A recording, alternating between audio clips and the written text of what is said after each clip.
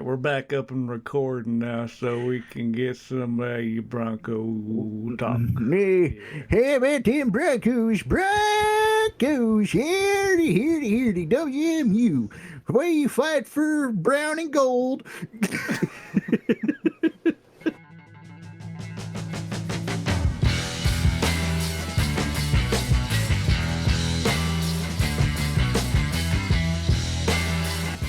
As you can see, we're Bronco fans.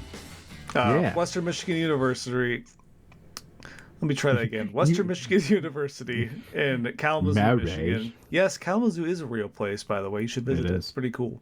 We both went there for college. We were both a part of the Western Michigan marching band. We were both a part of like pep band at one point in time. We were both like avid football fans and hockey fans because hockey is also great there. We really wanted to do some videos on our alma mater, and Yeah. this is something that I didn't even know was a thing. The Learfield Cup, Learfield Cup standings. What is it? It includes every single sport that a college has. And this year in Western Michigan's conference called the MAC, you might have heard of it a couple of times. You listen to our videos, you know, we always say Notre Dame, you should join the MAC.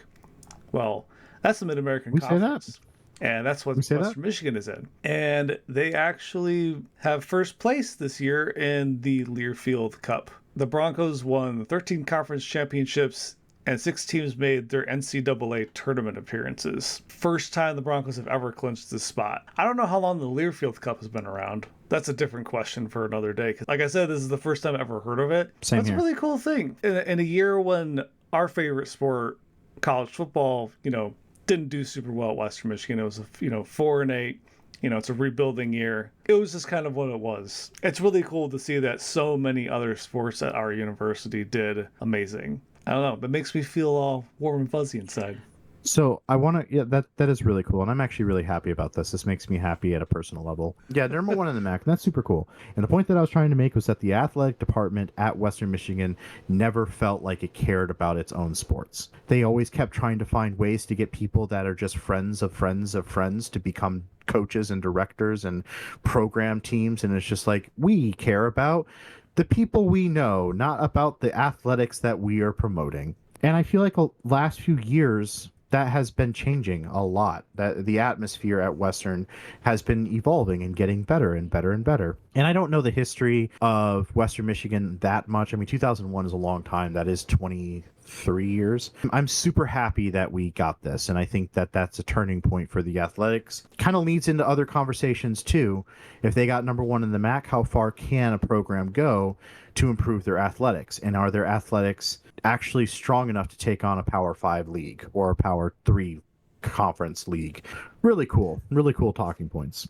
Yeah, and when we actually expand the talk to more than just college football, a lot of the leagues it's not like power centered. Like basketball has power leagues, but they're very different from college football. Like they always have been. We actually have a new athletic director. I think this is his second or third year, Dan Bartholomew. I give him full credit for this because obviously he's brought a lot of direction and a lot of care to more than just football and basketball. Obviously he's focusing on that a lot because it promotes the university a ton because of the attention it gets. He's always taken the time to really help out every other coach that's at Western Michigan University too. To like what you said earlier was a really good point of like it never really felt like the athletic department cared about excellence necessarily. It just cared about like, oh yeah, we're having the sports thing, we're doing a good thing. Well, it just felt like patting each other on the back and posturing to be like, hey, we like this guy, so we want this guy to be this program director. It just didn't feel like we want to improve our sports team. We just want people that we like to be in charge of things because we like having dinners with this guy.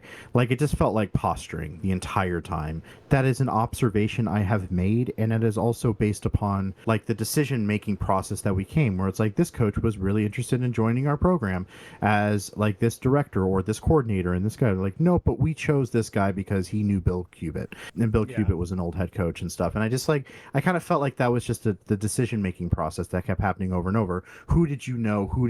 What led you to the right thing? And that's not always the best way to make good changes. That's not always the best way to do things. PJ Fleck was an outlier. He came into the program, he changed the program, he left the program. We went back to the mediocrity that we knew. Now we have a new head coach there. This head coach really has done a lot of great stuff academically. He was a 4-8 team. It's not like we got blown out by everybody. We almost won against Mississippi State. Like that's nothing to sniff your nose at. Like that was a good, like I'm seeing improvements. Western Michigan always kind of seemed like their university is awesome. I love their facilities and I love like everything about Western, but it's more of a nostalgic feeling. It's not an actual production theory. It's not like I thought Western Michigan was just always the best thing in the world. I just like it because it's my home. And it's like that's it is. But you can look at something and be like, this needs to change. And it did, because we never took our sports seriously. And that's not a good thing when you try to encourage athletes to join your facilities. If you're going to do anything in life, you need to do it with the enthusiasm that it means something and it matters. I don't care if you don't have any money for it. Make it happen. Make it look better. Make it do the right thing. And for the longest time, I think that's what we did. We're like, well, we have this silly design court. I guess we'll just make the best of it. But realistically, we had the money to do other things. We just never did. And that's why people like the MAC don't get love. You gotta care. You got to put the numbers in. And I'm not saying that all your money should go into athletic programs like a lot of colleges do. I'm saying that if you have the money and you have the resources, make your facilities effective so people become effective. And you can do that without spending $1 billion on your facilities. Exactly.